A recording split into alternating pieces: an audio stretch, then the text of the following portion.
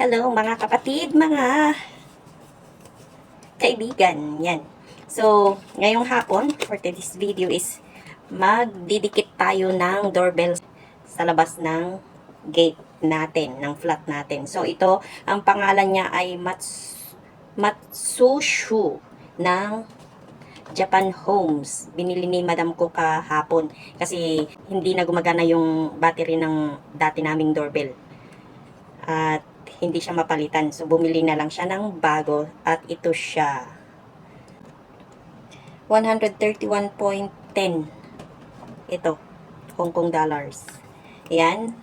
Ito yung adhesive niya, yung back to back. Adhesive niya ilalagay dito. Ay, hindi pala. Ayan. Ilalagay dito. Tapos, tsaka i-aano doon sa may pader. Ang pader namin is tiles ba. So, ididikit lang ito. Tapos tutunog na siya kapag pinindot. So, dito ang pindutan. Pakinggan nyo yung napili ni madam kong tunog. Ayun.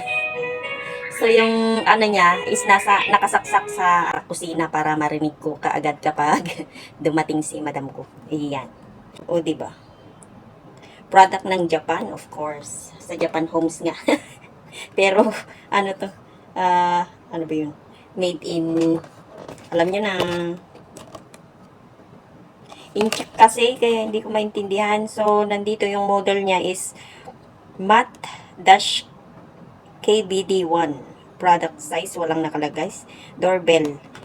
Isang klase ng doorbell ito. 8 by 8 by 6.7 cm.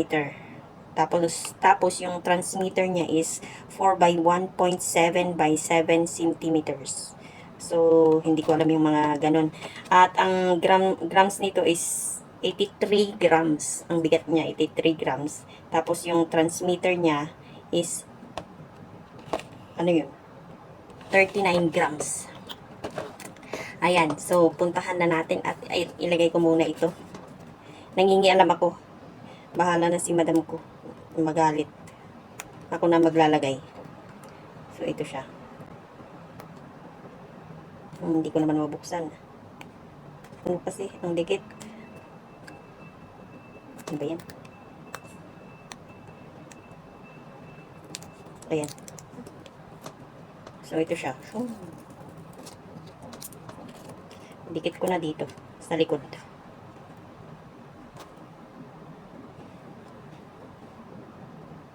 Dapat lapat natin siya. Ganyan. Ang dikit niya. Super dikit. So, wait lang. Kaya kailangan naka-ano siya. Pag dinikit mo na, dikit na agad talaga eh.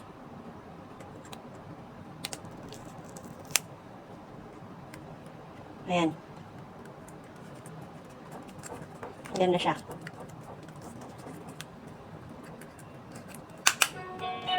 Napindot ko. So, tanggalin ko na lang ito at ididikit ko sa labas. Tara. Dali. Alisin ko na muna para, ayan. Oh, diba? Ayan. Pwede kong itapal sa mukha ng chismosa para hindi na makapagsalita. Joke lang. Tara-tara muna sa labas. Samahan niyo ako para makita niyo. Nakita niyo pa yung mga panty ko. Ayan. So, itong kusina. Tara-tara. Ito ang door namin. Double lock ang door namin ito. Tapos mayroon pa ito. So, triple ito.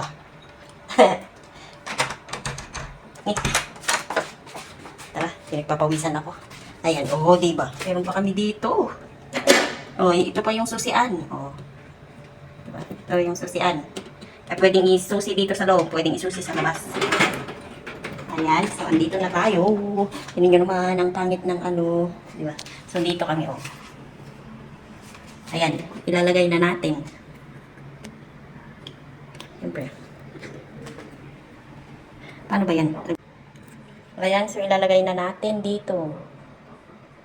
Para pindutin na lang ni madam. Ayan. Hindi na siya maaano. Ganyan na lang para madali lang baklasin kapag ano. O yan. So, pindutin natin. Oh, diba? So, ito yung dati nilang doorbell, pero hindi ko alam kung bakit hindi na siya tumutunog. Ito.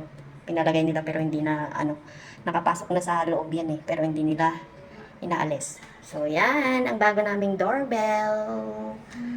Masushu. Ayan. Ang galing ko, diba? Ito naman yung pintuan ng kapitbahay namin si Lola. May katulong siyang pindo. Okay. Tingnan yung bahay namin. Ang ganda-ganda. Tara, pasok mga kaibigan, mga kapatid. At ako'y kakain na. Hindi pa ako kumakain kaya. Ayan may lock dito. Tapos, pag hindi pa dumatating si Madam po, nilalak ko. Pag gabi. Ayan. Tapos, ito. Ayan, automatic nakalak na sa labas. So, isasara ito para kahit mabuksan niya sa labas, hindi pa rin siya makakapasok. Kapag nakasara ito, tapos kapag ginanyan, walang makakapasok kahit sino. Diba? Ayan. So, tara, at ito ang aking pagkain, KFC. Gasan ko lang yung kamay ko. Dito na ako nabugas sa kusina. Hindi naman niya alam ano ba yan. Kuha muna ako ng sarap ko kanino.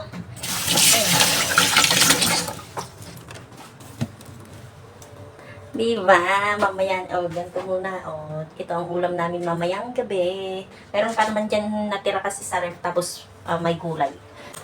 Kukuha ako ng kutsara ko. Tara sa loob. Para tayo makakain na rin. Diba? So, yan. Yan ang altar namin. At ito ang aking kwarto.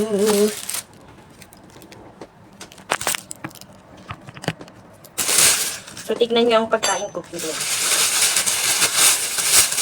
nyo ang pagkain ko. Ang lunch ko. Ayan. Bumalik na yung curry, chicken curry rice ng KFC.